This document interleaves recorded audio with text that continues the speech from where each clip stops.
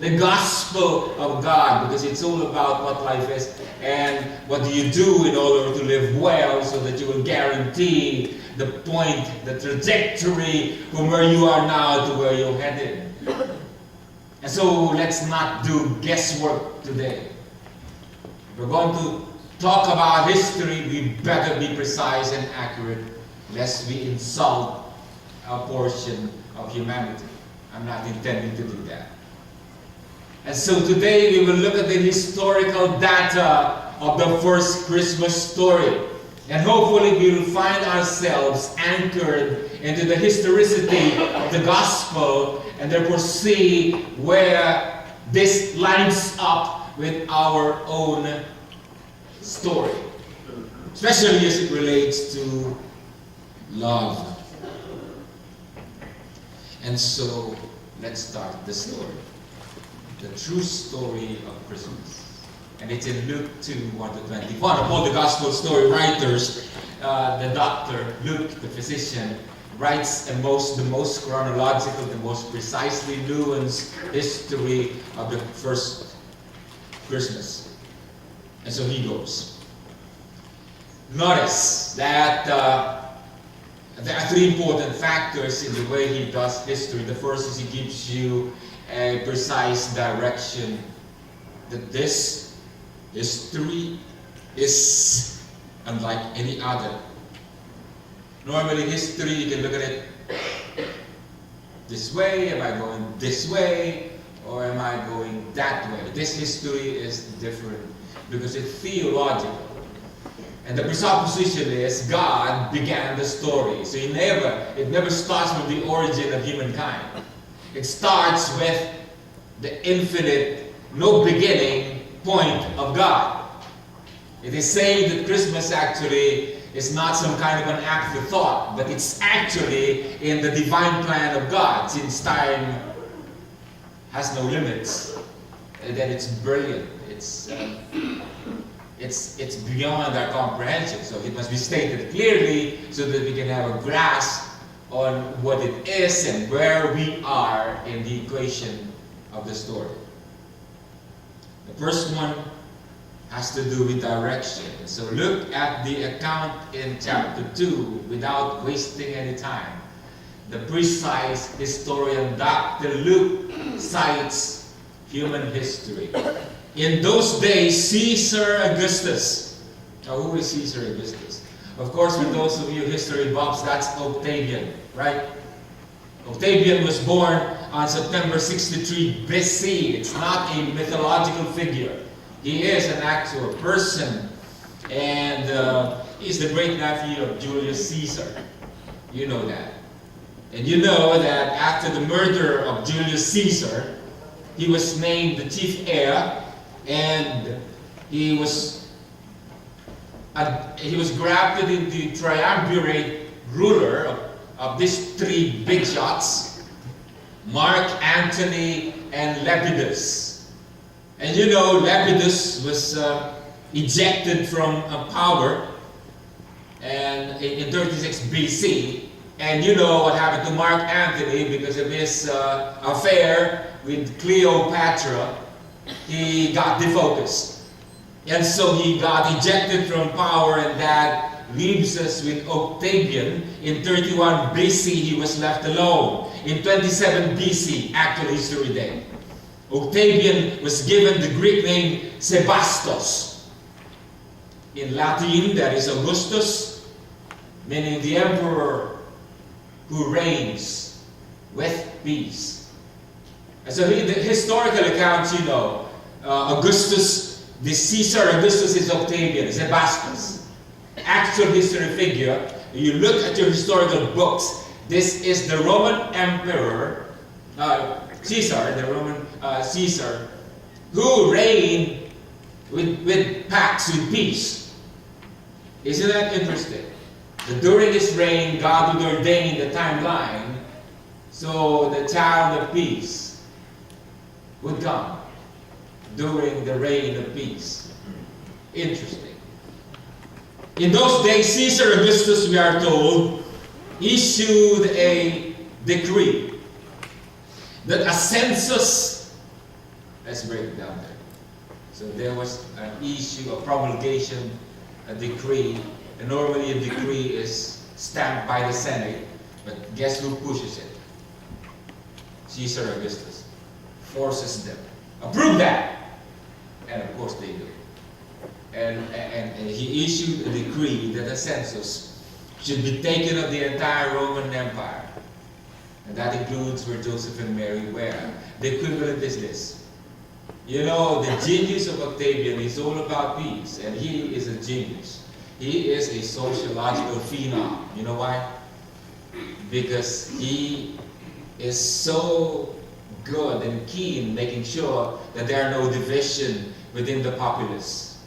And so the way he does it, a lot of sociological maneuver, but one of the famous ones is this. Regularly, if not annually, whenever he spots an alliance or some groups that are converging, like for example, where I live in Garland, First Street, there is a growing alliance of Latinos. The First Street is actually known as the Little Mexico. If you want real good tacos, don't go any further. Go to my First Street. That's where the real deal is. Now, you drive further down to Walnut Street, what do you find? Huh? An alliance of Vietnamese pho. You want a good pho? Don't go any further. Go down that street, and they are fighting for the rights for the best pho. That will never fly if Caesar Augustus is emperor. There will be no alliance like that. He will disperse them immediately. How? By hey, Governor Carenius, do your census. Why are you asleep? There is a convergence of people. Break them down. And so he will come up with a decree. Census!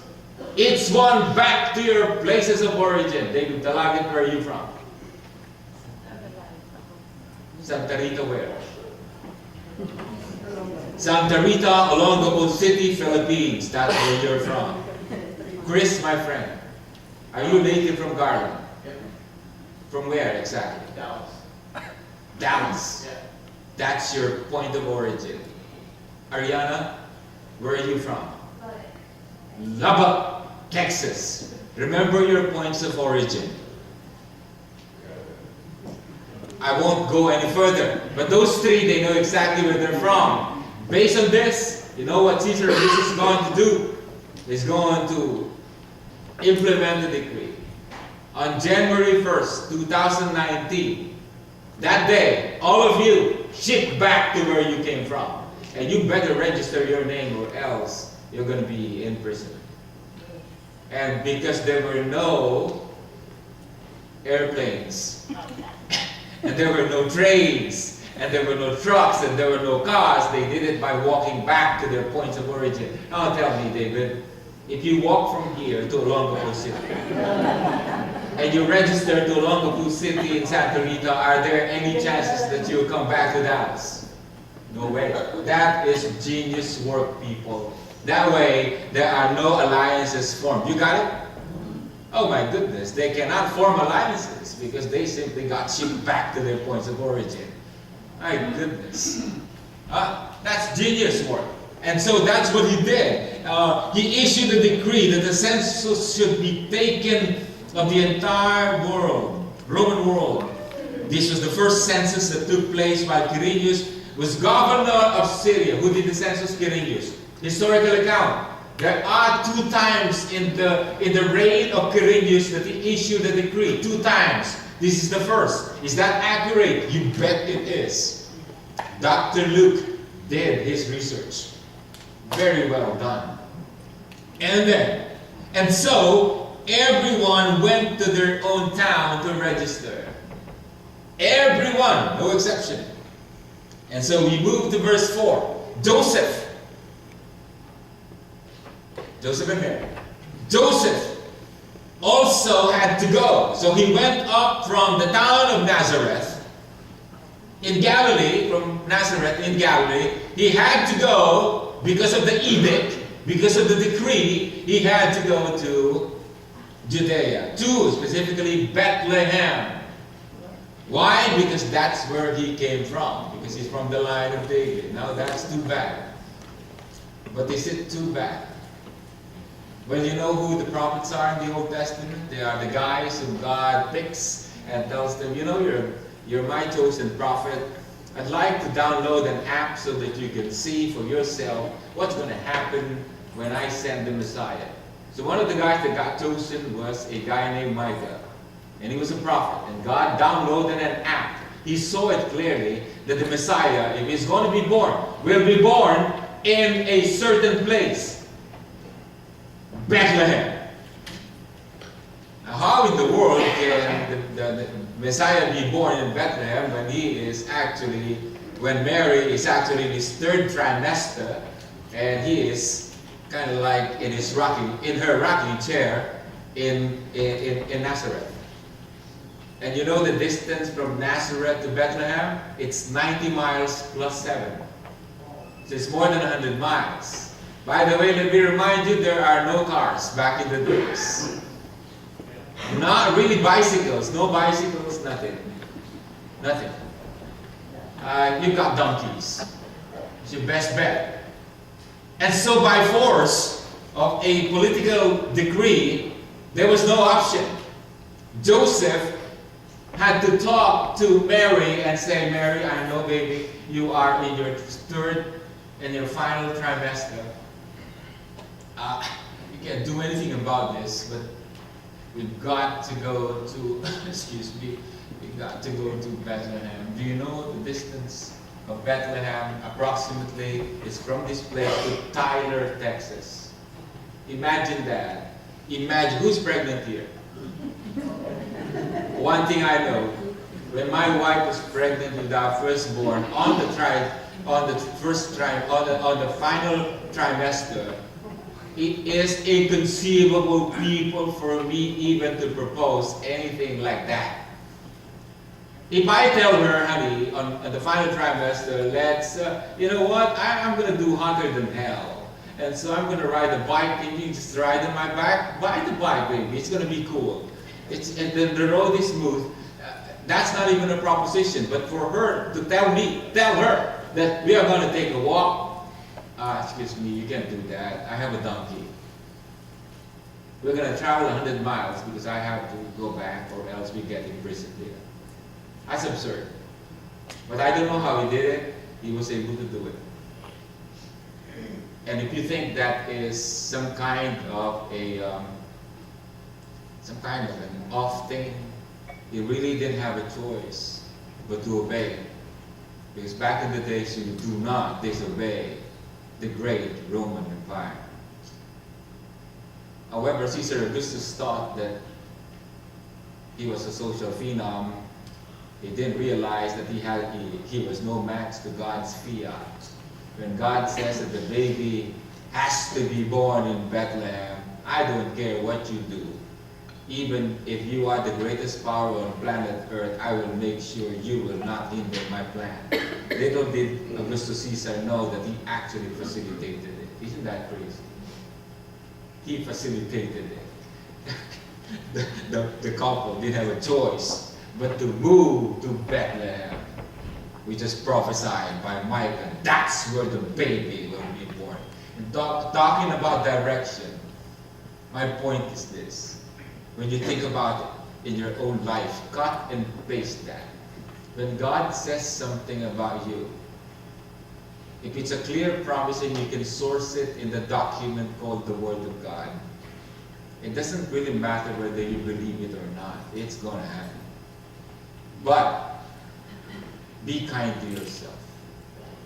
When God says it, please believe it, so that the joy that He has in store for you might be experienced. Because there's nothing quite like you have a promise and then it's done. Nothing quite like it. That's point number one. The second sweep is this. So here, they're obedient, and so they began their journey. So Joseph went up from Nazareth to Bethlehem, the town of David, because he belonged to the house and line of David. He went there to register with Mary, was pledged to be married to him, and he was expecting a child. And look how simple this thing is. While they were there, the time came for the baby to be born, and she gave birth to her firstborn, a son. Of course, what are you thinking, Dr. Luke? Am I not going to predict that? Why am I not going to predict that? Travel 100 miles from here to Tyler on a donkey and tell me if your baby's not going to crown. It's going to crown. That's why when they arrived there, the baby was crowning. It was ready to go. It was ready to...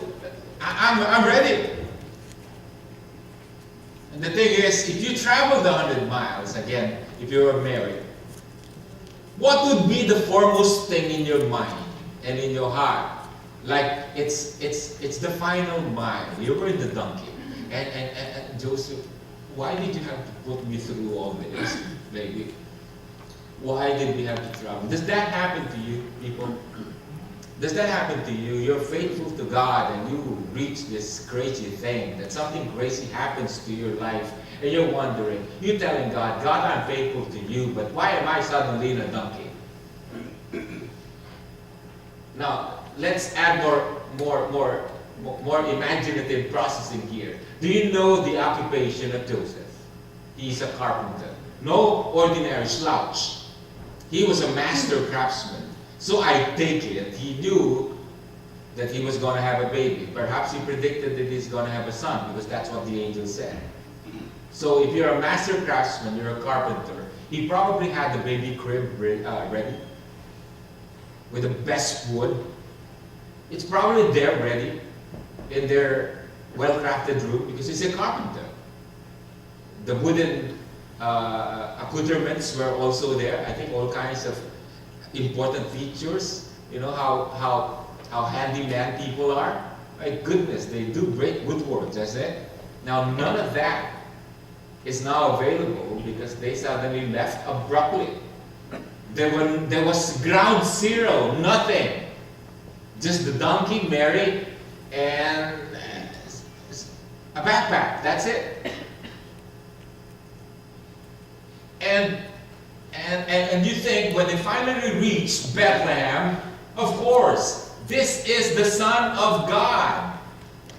And so Mary probably is processing, my goodness, I don't understand this, but maybe, okay, maybe, where am I going to give birth? Joseph, let's go. And so the incredible thing is this. She gave birth to her firstborn. She wrapped him in cloths and placed him in a manger because there was no guest room available for them. Our second point, detour. My goodness. This is supposed to be the Son of God. Who is the Son of God? He was in charge of the creation of the universe. And now, it was his time to be born, and there's no Airbnb available. There is no apartment. There's no Motel 8 available. Nothing. How crazy is that if you're married? Are you going to look at your husband and you say, honey, it's okay. There is no room. No. It's going to be a big fight. I don't know about you, baby. You put me through this hell. 100 miles of donkey jarring. And now I'm crowning. And there is no room. And you know when you gotta go with a baby, you gotta go. I had that personal experience. I was on Lamas, and I know when a baby is crowning. I haven't seen my wife in the most graphic form of agony than childbirth. I was face to face with her this close. She had her, I think her nails cut halfway, but that's a great mistake. Because when the tremors began, those nails got buried behind my neck. And everything that I learned about Lamas disappeared and evaporated. And because I was totally, suddenly blanked on how to lead this new mother. I began singing because that's my last recourse. I looked at her and I said, honey, it's going to be okay. As the deer flies. You know what I got with that? A slap in the face. She slapped me in the face. The pastor's wife slapped me in the face. He said, stop it! And she was like a pit bull, and this kind of got insulted. She said, what are you doing? Singing! Empathize! Empathize. That's why, don't talk to me about this. I know this. So when you gotta go, you have a baby, you gotta go. So, okay, there's no Airbnb, there's no hotel. Okay, Joseph, let's go! I gotta go right now! And you know what they went? Incredible. Manger. That is a sanitized name for a cave. It's a feeding trough. It's an attachment to a domestic house where you put your sheep, your goat, your little horses. That's where you send them. It's pungent because it smells urine and manure. That's what it is. You sit your baby there. Now ask sensitivities here for those of you mothers. If your husband puts you through 100 miles of travel and then sits you on a hay and have private and have public amenities, and you can smell urine and manure, and you're pushing, what is the image of your husband now to you? You probably are questioning what in the world is happening, and you're probably thinking, what was the angel thinking? Is this for real? And then you push and push, and you push and push, and finally the baby goes, and what a beautiful, good-looking Jesus. And I was told in advance in the Lamass class, don't worry about the pain, because the moment the mother sees the baby, the joy will disappear. That happened. That truly happened, because when I saw Nika, my goodness, there was not an iota of pain. Erase. And the dad. Oh my goodness. I was ready with my Instamatic camera. I bought it from Mercury Drum. It had 12 shots. There were no digital thing back in the days. I was ready for 12 shots. When that baby was coming out, I lost it again. I dropped the camera. I picked it up and I gave it to the doctor. I said, doctor, can you please take the pictures? I can't do this, because I was weeping. It was a miracle. I said, I have nothing to do with this. This is God. This is, oh God. I was weeping and we're taking the picture. I still have the pictures with me. So I get that. Mary saw the baby and the pain disappeared. Baby Jesus. But still, what a detour. Let me ask you a question. In your life, does this happen? That you're faithful to God, you're following Him, you're trying your best to honor God, and then you get this.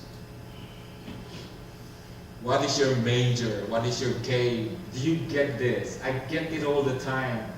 I'm not going to lie to you. I'm trying to be faithful. I'm trying to really believe in God. But I hit a lot of detours. Because I am given the lie that when you become a Christian, everything will turn roses in the garden. It's not. You will find a lot of caves. Huh? But if this happened to Mary, who are we?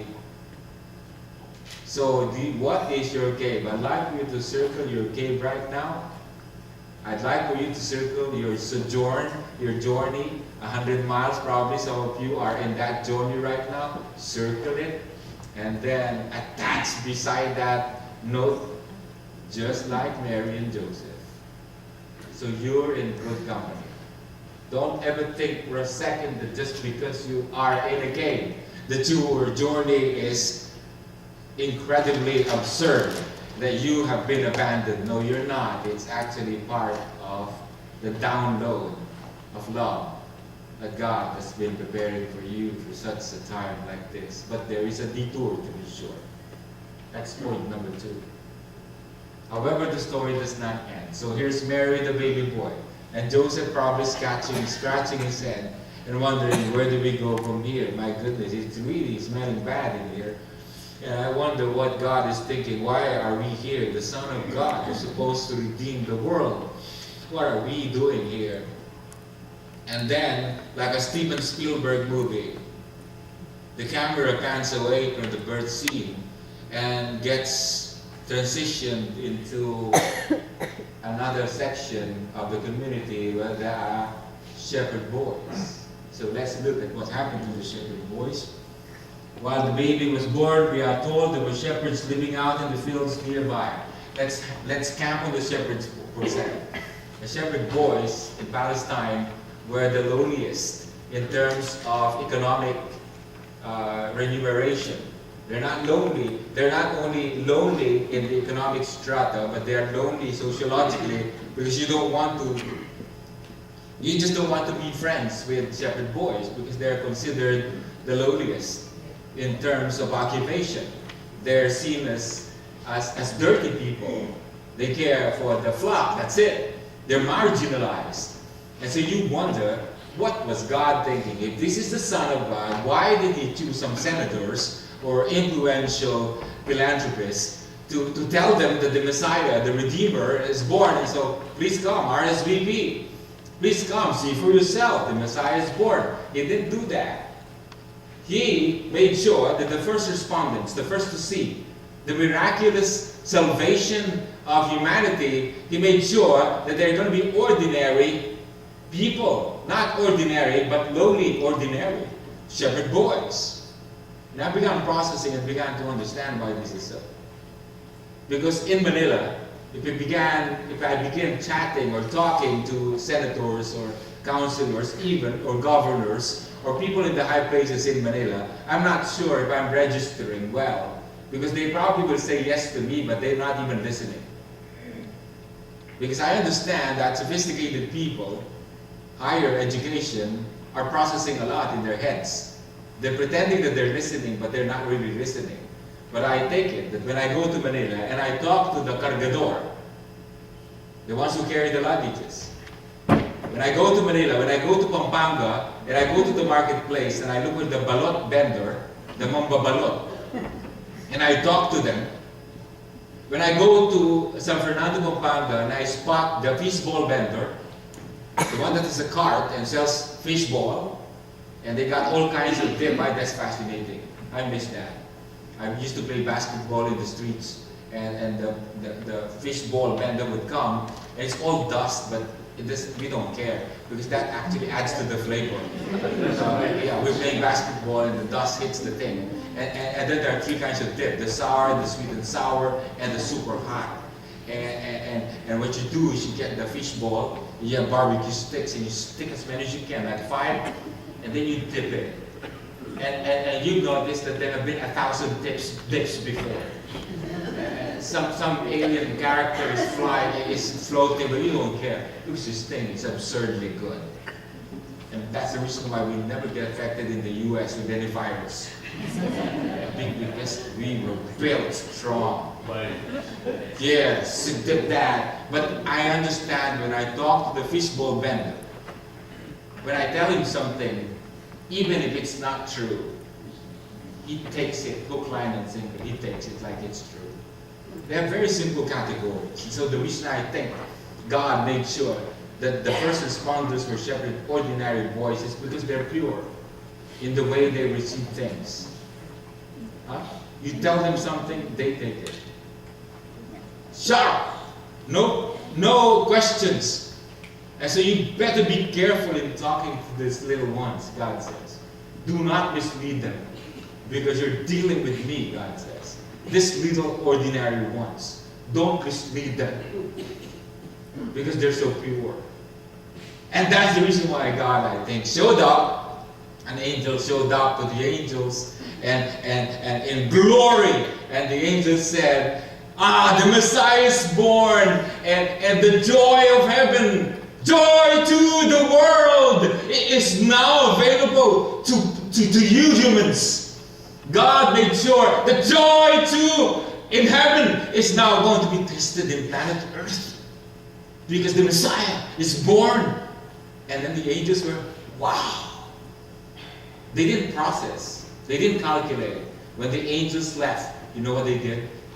They looked at each other and they said, "Man, let's go!" By the way, what did the angels say? Well, it's going to be very difficult for you guys to find where the Messiah is, because there's a lot of babies crying out there, and a lot of babies born in Bethlehem at this time of the year. So I will leave you with a clue. Don't go to Baylor Hospital ER. Don't go to Parkland. Don't go to some ER clinic. Don't go there. Don't even go to any of the hotels. They're fully booked. This is a sign where you should locate the Messiah. The baby Jesus is born in a manger. And you guys know where the caves are. That's what you go. You go to the caves, close your eyes, and listen for the cry of a baby. That's where Jesus is. My goodness, what a sign. Is this an afterthought? Bethlehem was not an afterthought. Is the manger an afterthought? No. It's God saying, my baby, my son, will be born in a urine-scented feeding trough. It doesn't matter. That's crazy good. It tells me something. That when there is a detour, no one will be able to stop. That PowerPoint suddenly stopped. No one will be able to stop the destination.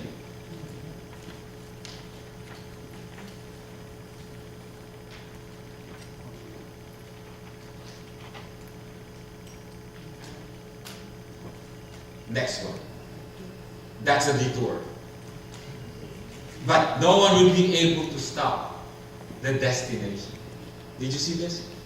My question to you, my dear friends, is this. Are you currently on detour? And you're asking all these questions. Why am I hit with an illness like this? Why am I suddenly in a financial situation like this? Why is my relationship suddenly broken? Fill in the blanks, people. Are you in a detour situation like now, right now, and you say, that's it for me? God is no longer real to me. Come on, hold it. That's a detour. What matters is what God does after the detour, because He is going to provide an alternative route. And He might just send in an angel, because when Mary and Joseph are looking at each other with the baby Jesus, they have a beautiful boy, they're looking at each other, they're closing the nose because it's pungent. Suddenly some shepherd boys show up, and the shepherd boys say, "My goodness, but it's true! The Savior has come!" They didn't have a clue.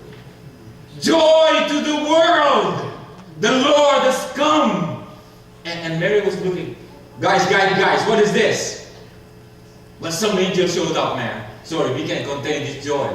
We can't contain this joy. Some angel showed up, and there's this host of angels. They started singing. We were wondering if we were dreaming and hallucinating. No, we were not. It's true. And they told us specifically that the Messiah is born, the one who will save the entire world. Baby is born, the Messiah. He's going to be born in Bethlehem, and we were told to look for Him in a cave. And the baby is here. It's true. You know, they went out. And that's the story that spread out. And it began with ordinary shepherd boys.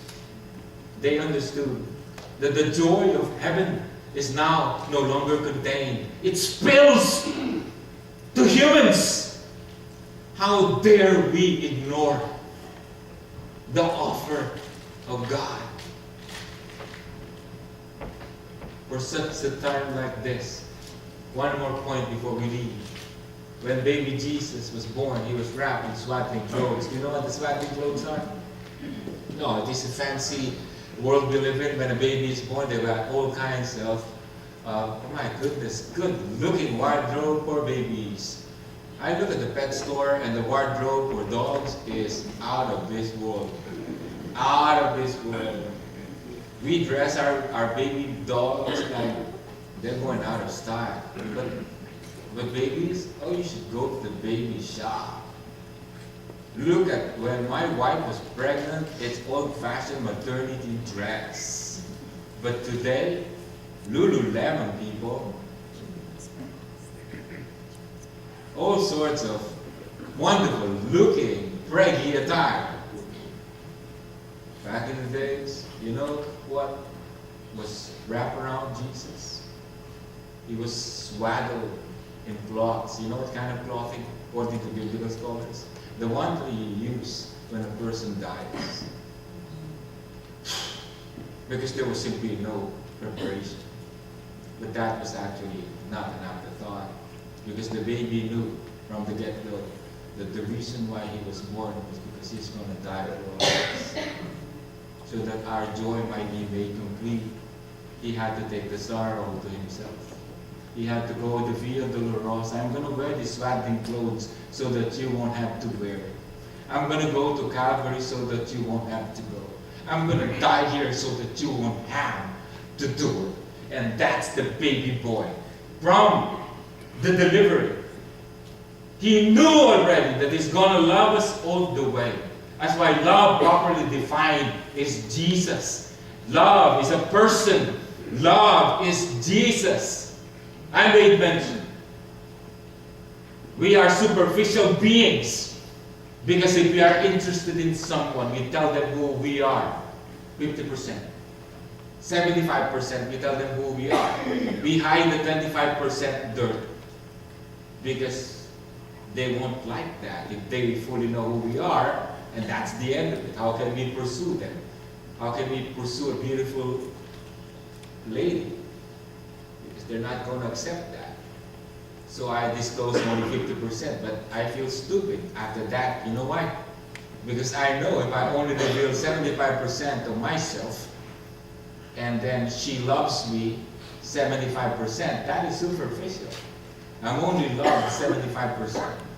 That's crazy. I don't want that. So there are some brave souls who disclose everything about themselves. They go full on, 100%. I'm going to tell you, baby, who I am. Because I'm all in. You know, I'm just smitten by you. So here's the entire caboodle. So I tell them exactly, right? But the worst nightmare happens when you tell someone exactly who you are. And they say, you are that? Forget it. And they reject you. That's our worst nightmare. So where do you go from there? There is no win. There is no win for humans. Because no humans can handle 100% except for one. Jesus is the perfect human. Only him can handle you 100%. Why do we know that? He said it. He died and he loved you even while we were yet sinners. In our worst state, people, he looked at us. He looked at our quagmire. He's the only one who you can open yourself, your entire dirt, to God. Your absurd thoughts, your deepest secrets of darkness. You give it all in front of this person, Jesus. And he will look at you and he will say, I love you to the sky.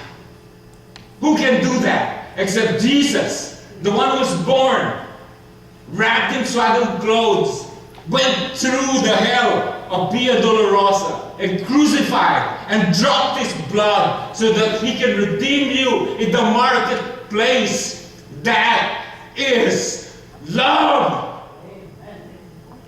Why are we ignoring such a great message? Why are we muted with the season and the reason of Christmas? May it never be. The good news is this. Imagine Jesus looking at you right now and saying, it's true. I love you. And that's what matters. Don't ever seek validation from anyone else. Not your spouse, not your parents, not your siblings, not your community, not your career. You will not get it from there. Get your validation from me, my precious child. I'm the only one who can handle it. And so we close with this. 3 important points. The practice is this. Rejoice. The joy of heaven is now available. You are being led. There's a sense of direction and a true direction for each and every one of you. Stop creating your own journey, please. Let God lead you. Stop mapping your own. Trust the direction of God. Surrender to Him. Tell Him, Lord, I'm tired. I'm tired of planning my journey. Plan it for me, please. Lead me now. And I don't care if I have to travel 100 miles on foot. I don't care if I'm pregnant when I'm traveling. Let me be like Mary. Number 2, rejoice. The joy of heaven is now yours. You are being mentored, especially when you're on detour. Especially when you're on detour. And finally, the joy of heaven is now yours. Rejoice. Because after the detour, if you pay close attention to the details of God, you will know that He was truly not lying when He said, I will never leave you. I will never forsake you. I'm the only one who will stay with you. Get this, forever. You are being loved. And the tense is non-stop. It goes forever. You see the bounce there? You see that line? It goes down and it goes up forever. There's only one being in this world who will love us forever. His name is Emmanuel. His name is Jesus. He is the reason for our Christmas today. Father, to God be the glory. Jesus, thank you for loving us. Amen.